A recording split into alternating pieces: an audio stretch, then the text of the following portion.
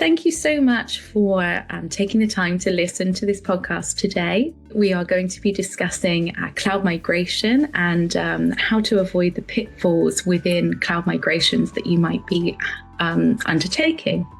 My name is Grace Dolby. I head up our support and our pre-sales teams over here at Somerford, and I've been with the business for 8 years now. The reason that we're focusing on cloud migrations and cloud in general today is mainly because it's a very poignant topic for many different companies of all sizes nowadays. It can help you manage your software development life cycles more efficiently. It can help you reduce costs, and it can also allow you to make completely different decisions about how you run your IT infrastructure. But it can also be a very difficult new playing field of lots of different new challenges and pitfalls that you can run into if you don't have a good kind of set of processes to go through. Now, I'm very excited to introduce our guest for this podcast, who is Sarah Lucas. And Sarah, can I just hand over to you just to give us an overview of who you are and why you're here today? Yes, my name's Sarah Lucas. I'm currently Head of Core Platform and Migration Services for Lloyds Banking Group. Cloud migration, new technology, agile ways of working, very close to my heart, something I really enjoy doing and something that we're pushing on with for Lloyds Banking Group. Amazing. I'm sure everybody listening is going to have their ears wide open to hear all of your kind of experiences and any wisdom that you can bring in.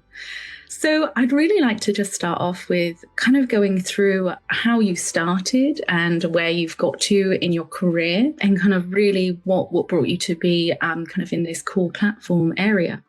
Yeah, so I guess quite a lot of people in tech. I didn't actually start in tech, so I've got a non-traditional route into sort of where I am now. My background's actually finance. I started as a private practice accountant, so I'm ACCA, actually FCCA qualified, and then wow, yeah, so a bit of a different journey in, but something that I think has really stood me in good stead. But although once people find out that you've got the adding up certificate, it never really goes away. So I've always been involved in budgeting and planning. Well, you've got to put your skills to good use, right? Exactly. And if it's not your forte, it's always good to have somebody that actually enjoys an Excel spreadsheet.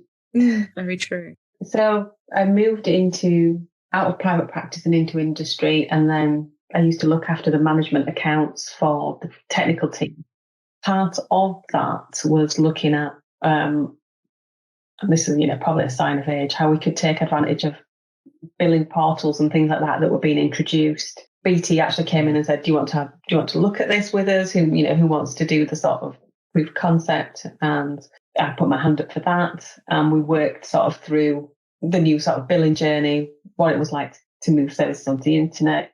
There's so much money that the financial controller at the time didn't recognise it all in the first quarter.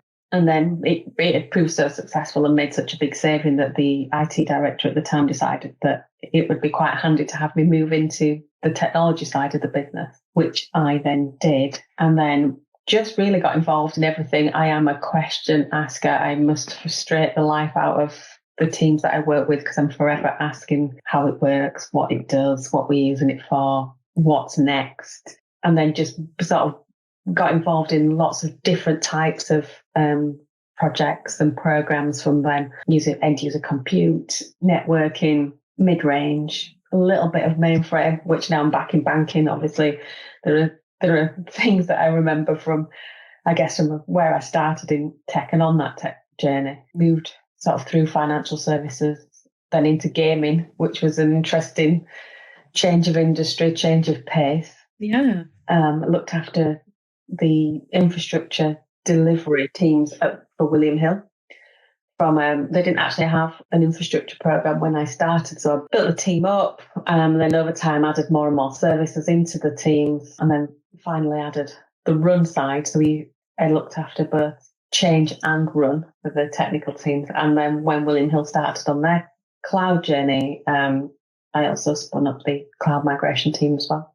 So in from the almost from the ground up on the cloud migration journey. Yeah, it probably gives you a really unique perspective as well, because you've been involved at so many different levels and in so many different ways as well. It must involve a lot of kind of 360 thinking in a way, because you're having to think about this migration in lots of different aspects, rather than a lot of people, because they've focused in one area, they might only think about it from their perspective, rather than how it impacts other teams, other sides of the business and things like that. Yeah, and certainly one area of focus which doesn't normally get picked up till later in the journey was the FinOps side. So having a finance background, I was very conscious that we needed to build FinOps into the thinking from day one and train the teams on how, the new cloud cost models work, how we'd look at things like savings plans and rationalisation and optimisation from both a cost and a technical perspective, right from the sort of initiation of that work. That's a really interesting viewpoint, and probably something that a lot of people that are looking at migrations now are probably not thinking about themselves, especially from a purely technology side of view. So it must be a real help to kind of have your view there for the migrations that they're doing now, and of course anything in the future as well, to have that kind of really rounded view. Now, I suppose cloud migrations in general are on everybody's lips at the moment. I feel like everybody that I speak to is either in the middle of one, they're trying to write a strategy around one, or they're reviewing one that they've completed. So why do you think so many businesses are focusing on cloud migrations? Do you feel like there's a certain kind of catalyst for that, or do you feel like it's just an industry kind of shift? I think it's been an industry shift. Traditionally everything was data centers. It took a long time to do things. And I think when you couple that with trying to get new product out, trying to get in front of the competition, looking at how you can land new services in front of, your customers, and how you can test new services with those customers as well. I think cloud was sort of the natural landing, landing zone from a cloud perspective, a natural landing zone for that sort of test and learn and quick to market approach. And then I think it sort of progressed from there with a sort of everything to the cloud approach, which I think, give the CSPs their credit. They've done a really great job of pushing that agenda to the forefront of, the majority of IT departments and tech leaders. Definitely. And I think, something that's really common is that because there is so many different cloud providers out there talking about their own features, why they're better, what you can do in them, it can be very, very easy to get kind of built up and confused by the amount of information out there, and the differing information as well. It's often conflicting depending on what vendor you're looking at and who you're speaking to. Do you feel like there's kind of a general issue, especially in this area, about making clear decisions, or even even knowing where to start in this decision making? Because I often feel like when businesses are starting to talk about cloud migration, sometimes it can be very hazy what the actual viewpoint is of why they want to go, and also where they want to go with it. So sometimes it can be very difficult for them to make a proper business decision, because they might not necessarily have a clear view of why or what the end goal is. Yeah, and I think that defining the why is really, really important. And I think, just because everybody else is doing it doesn't necessarily mean it's the right thing for you to do. There's a lot of information out there. The cloud providers are continually developing their offering. There are a lot of similarities as well. And so it's hard to know which version of a service you might want to take. What does that give you in terms of, if you go to AWS, what does that progression give you? If you go to Azure, what does that give you? If you Google the cloud, is that, what does that give you? Is that better for your data? And there's, you can host everything everywhere. Why do you want to go to the cloud, and which cloud is the best for your requirements? And I think there's a lot of pressure, for technical teams to start. And I think, that sort of starting without an end goal in mind, or at least a direction of travel in mind, can sort of make things more confusing for teams. So I've got a delivery background anyway, but I'm a definite advocate of spending a reasonable amount of time planning. Yeah. What do you want? What are you trying to achieve? Where do you think you might go? But then I'm also an advocate of not over planning. And there's, there's a sweet spot in there somewhere, and it sounds easy to go, do some planning, but not too much. But finding that spot, is pretty tricky. No, definitely. And I think it's a really good point. You can't start the race without knowing where the finish line is, otherwise you'd just be going everywhere. So actually having a clear view of why this is important, what the end goal is, where we're trying to get, can really help people make better decisions and also understand why, everything's happening in general, which normally leads to kind of better team buy-in as well, and they actually understand why they need to kind of change this methodology of working. So we mentioned quite a few different cloud providers there, we flashed a few names out. Do you feel like people should really focus on kind of putting their eggs in multiple baskets with multi-cloud strategies? Or do you feel like, focusing on one cloud provider is best? Again, it goes back to sort of setting what you're trying to achieve. I don't think it's a one size fits all. And I think because of the different ways that you want to operate in the cloud, it's worth, certainly as you're starting out, just being good at one thing. Use one cloud to sort of find your feet, look at how it operates, look at how the team adapts to it, learn as you go. I mean, it's very easy to put new services onto the cloud, but it's more difficult to migrate services onto those platforms. So it might be that you think, well, actually, I'll be good at one cloud. Then I might want to, take a pause and look at, do I need a hybrid cloud offering? Do I actually need to go multi-cloud? Am I going to run my services between my on-premise data center? Have I got a particular data center exit requirement that I'm going to do first? So I think unless you've got a really defined need to go multi-cloud from the off, I think, there's certainly something to be said for that sort of learning and discovery piece first, and then building out the vision from there. It certainly beats duplicating services everywhere because it's expensive to do that. Yes, definitely. And those costs do rack up quickly, don't they?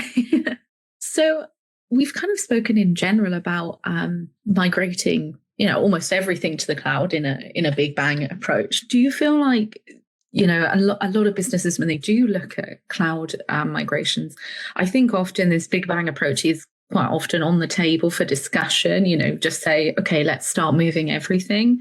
Do you feel like that's a good idea? Or I think most people can kind of see that could be a little bit of a double-edged sword. Yes, you do everything in one go, but also if something goes wrong, that could be, everything going wrong.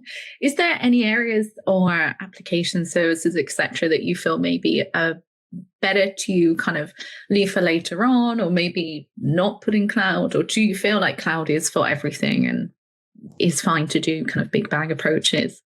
No, I'd say it's not for everything. I think there are certain services that would just be cost prohibitive to run in the cloud. There might be regulatory reasons why you can't run in the cloud, and that goes back to do some analysis at the beginning. Not so much that it paralyzes you to the phrase that we all love, but really do discover what's in your IT landscape now.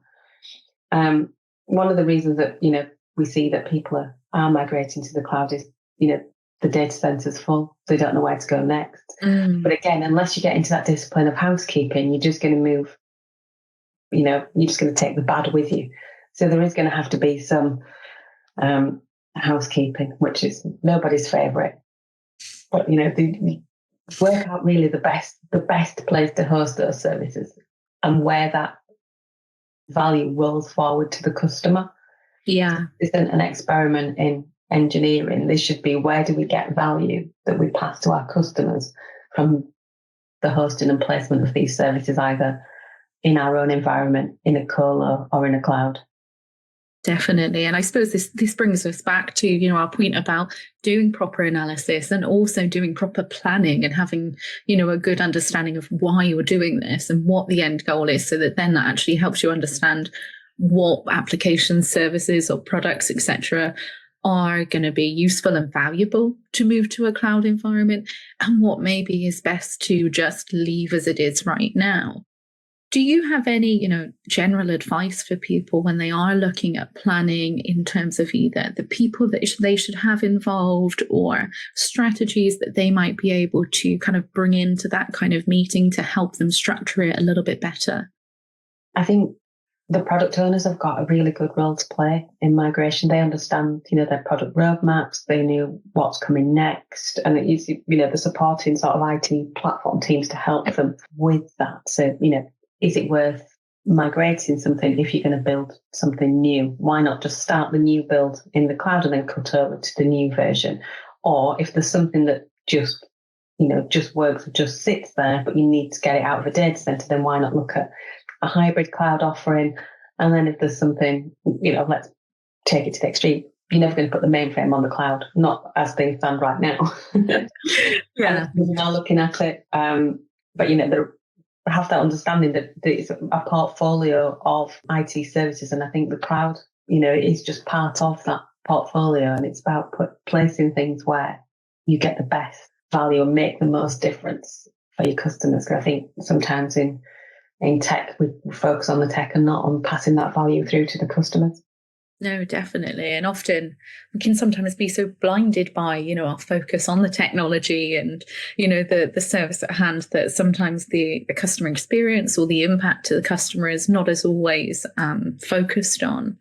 And I suppose something that I took from what you were discussing there is that it's really important to have all of these different product owners or, executives or whoever is kind of managing those areas together in one place and kind of break down that siloed base, security have this project, infrastructure have this project, maybe data services have another project, and nobody's actually communicating. Do you have any kind of examples or experience where you've had either, silo-based planning or issues with that, or, obviously on the other end of that, where you've been able to come in and actually resolve some of those silos or use them to your advantage? I think in the introduction of cross-functional teams has, been a real benefit in, making services successful. So I think, bringing all of the engineering teams closer together is, it's a real sort of benefit to sort of the pace of deployment of new products and services, and also to that understanding between teams of what and why things, are having to be done. So the security teams quite often treated as an afterthought, and then things. But if they're, if they're involved up front, if they're looking at the design with, the product owner and the engineering teams, then, that sort of shift left approach definitely pays dividends as the products move through their sort of life cycle. I think you get, a better product and a better return on that investment when everybody sort of starts the journey together. No, definitely. I completely agree. And, having that awareness across all of the teams and building them in more closely together, I think definitely also creates, better ideas and solutions for things, because they're not only looking at it with one cap on, for example, they've got many different hats on, thinking about that in many different ways, rather than, again, just that siloed based thinking pattern that sometimes, we all get bogged down into. Sometimes we're always thinking about just our area or just, what might benefit our team or our service, rather than thinking about generally across the board what can benefit everyone. And of course, the customer, which is a really important point to what you said. So I suppose, somebody who's listening to this podcast, they might be hearing a lot of different suggestions, a lot of things that they might be able to take on board or bring with them. And perhaps, hopefully this may have lit a little fire under you in terms of, okay, I want to actually do our cloud migrations or this certain project that I'm looking on in a slightly different way. If you could kind of give some, first top 3 steps, for example, or just a few steps that somebody listening to this could take and, start actually implementing into their teams or their projects, whether those are cloud migrations or, of course, other types of migrations as well. Would you have any kind of key things that you definitely tell them to take with them? I think I'd start with, and this, there's quite a lot of talk around this, but understand why. Why are you doing something? Why are you starting on this journey? And then look at what you're then going to look to achieve, and then communicate that, and just keep communicating it. Yeah. Tell people what you're doing. Tell people your why story. Get everybody, and different levels of communication for different teams. But if you want to get the buy-in for this, you've got to go right up, right up to the C-level, and then all the way across all of the engineering teams as well, and just build on that experience that all these teams and different stakeholders have got over their sort of tenure in their post that they hold now. the next best thing to do is move everything to the cloud. Yeah.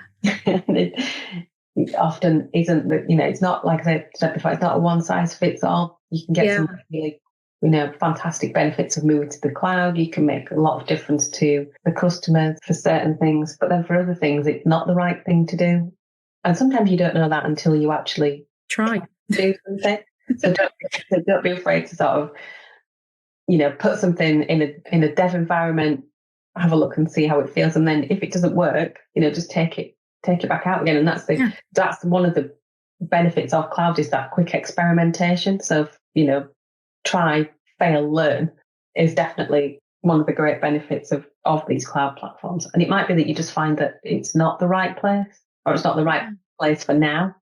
And it's definitely a benefit, to have that ease of just testing. And then, especially if it's a development application or maybe one that isn't very well used, you can try that, see what it's like, and then remove it. And it hasn't impacted anything. We haven't had to order a specific server for that, wait for 8 weeks for it to be delivered to implement it, and then think, oh, no, that's wrong. So we've spoken so much about kind of building cross-functional teams and really, vocalizing and communicating this why over and over again to different levels of individuals and different teams as well. Do you feel like that impacts the training process for those people, or do you think there's any changes that people should make when they're looking to migrate to the cloud in terms of their training for engineers or other users as well? Yeah, I mean, there's lots of new terminology, lots of new acronyms, which from a finance background I love as well. So all these things that get introduced, as part of that cloud journey. And also it's a journey for some of the engineering teams as well. What has happened that I've seen is, we take a few engineers and make them cloud engineers, and then they get all of the training and the support. And then we say, we haven't got enough cloud engineers. What do we do now? And then, the market constraints around actually cloud engineers at the moment is pretty well recognised. I'm a fan of sort of growing your own engineers. There's some great talent in the infrastructure engineering team. So I'm a big fan of making the best use of the talent that you've already got, but also making sure that if you are going to train those engineers, that you actually give them access to the things that you're training them on. In sending the entire IT team on a training course and then they never touch the cloud, or they don't touch it for such a period of time that, the training's sort of gone to the wayside and they've gone back to their day jobs. Train people, all different types of people, get used to the terms and the terminology that goes with these new cloud environments. Give people exposure to using that new technology as well, as soon as they can. And even if that's only access to dev areas and sandboxes, so they can actually play around and see how, the training that they've done works in the real world, but in a safe environment. Definitely. And I think, again, we come back to that, the cloud is so easy for that, right? They can set up dev playgrounds and just, keep their knowledge going, even if it's just putting something in it, turning it on, maybe having a little kind of changing the policies or something, and then spinning it down for another week.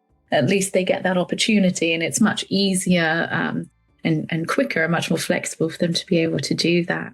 I just wanted to kind of really summarize the main points that I think I've taken from a lot of your experiences. And I think I'll definitely be bringing this into so many different conversations that I have, is understand the why, start actually having a more high-level look at why is this important? Why are we doing this? What is the end goal? And effectively communicating that to all teams. And also, I think something that I've got from this is also just start, just try, put it in a dev platform, try a non-essential application, just try something to understand, is this actually practical and valuable to move? Or is this something that maybe we should stay, as it is, or on-prem or VMs or whatever it might be? If there was kind of your final summary for what you would really want somebody to take away from this, if they skipped to the end and they only wanted the final piece, I would probably say, don't be afraid to experiment, don't be afraid to fail, and have fun with it. Yeah, it doesn't have to always be so scary. And keep an eye on your FinOps. Yes. Keep an eye on your FinOps and keep an eye on your customer and the benefits to them, right? Not just the technology. All about the customer.